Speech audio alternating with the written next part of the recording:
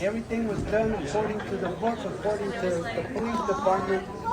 Why are they afraid to give us information, details? Why have they not gone and questioned the neighbors? They haven't even showed up to do that. My thoughts are they haven't done it because then it becomes an official document that's been written down and they can't erase it.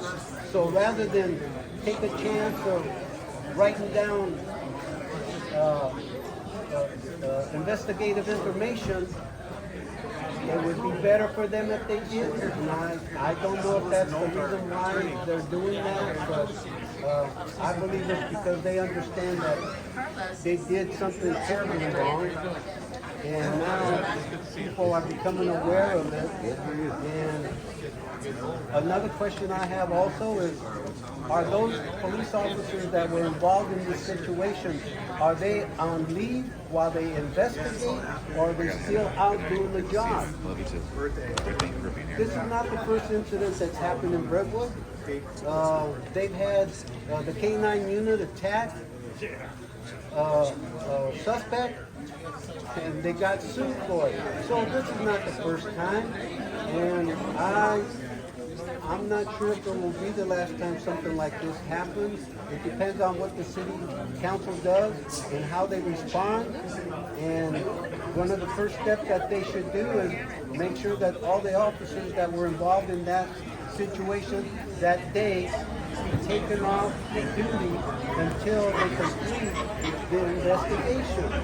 And how can you be talking about investigation when you haven't gone and talked to the witnesses in the neighborhood? They're asking questions amongst each other. The police asking another policeman, what did you see? Oh, I didn't see anything. No, everything was fine. That's not how an investigation goes.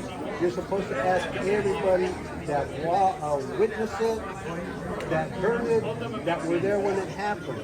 They came to the hospital while my wife was in bed, wanting to talk to me to get questions answered by me. I was not there.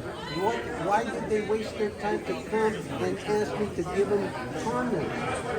I couldn't. There was no way I could because they themselves would not tell me what happened. And to this day they haven't.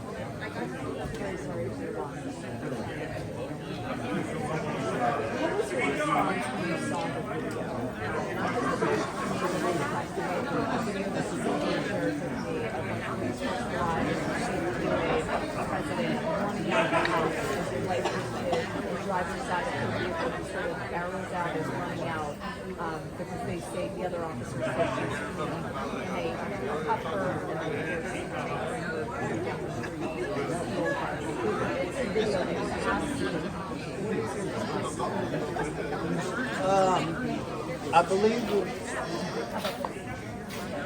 I believe the officer, I believe his name is Peachman.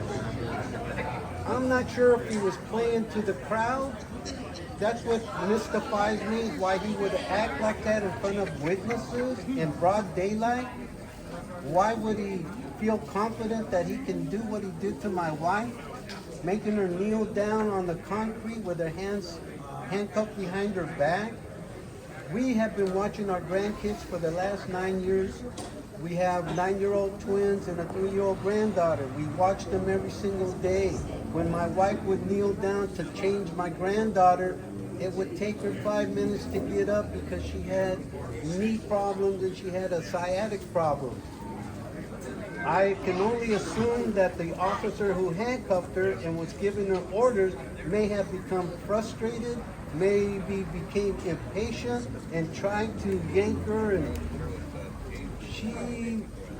once she was handcuffed, there's no way that you can get into a police car without help. She weighed a little bit more than she should have. They had another officer go on the other side of the door to grab her. If she was handcuffed behind her back and she was on the seat of the car, and you have one woman yanking and the other one trying to shove her legs back in the car, then slamming the door. Why? She didn't kill anybody. She didn't assault anybody. They searched for weapons. She's 72 years old. She never been involved with any police ever in her life. And it's a tragedy that the first time that she was involved with a police officer that she ended up dying. Did you know she was going to Sylvia's house to Oh, cover yeah. What are the last things she said to you before she left? We woke up in the morning, we were having coffee on the couch, and we were holding hands, drinking our coffee, watching TV. Then, because I already knew she was going to go pick up Ruben. Ruben already knew she was going to pick him up. She was going to go pick him up and take him to the doctor to get the dates for when he needed to go see the doctor, because the sister decided she was not going to do it anymore. She also didn't want to take him to church anymore. So my wife, she would get up and she would go and take him to church, drop him off, and then pick him up, and then she would bring him back and we would have breakfast. For some reason that day she went to go pick him up, her sister wouldn't allow him to go out. He's a grown man. And even if she didn't go pick him up for an appointment, that's her brother. When cannot a brother or sister go and visit a brother or sister? What did she say to you before she left? What was the last thing she said to you? All she said to me was, I'm going to go pick up Ruben now, babe.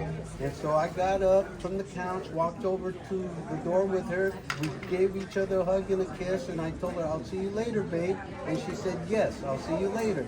Well, after she had not come home in sufficient time, I started texting her, and she was not texting back.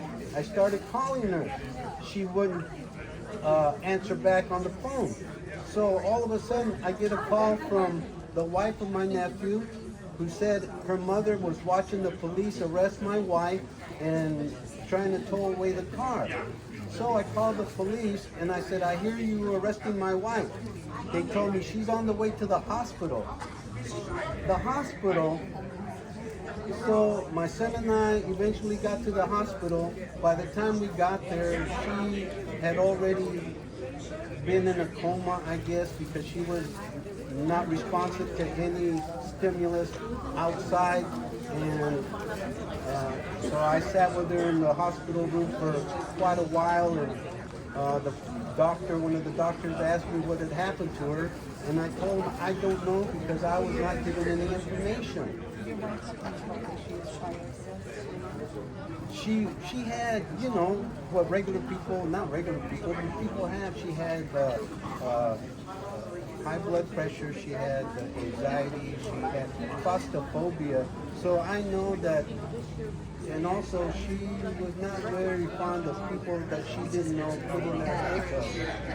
So when they told me that, I knew something was wrong, and I got scared right away, and that fear turned out to be true.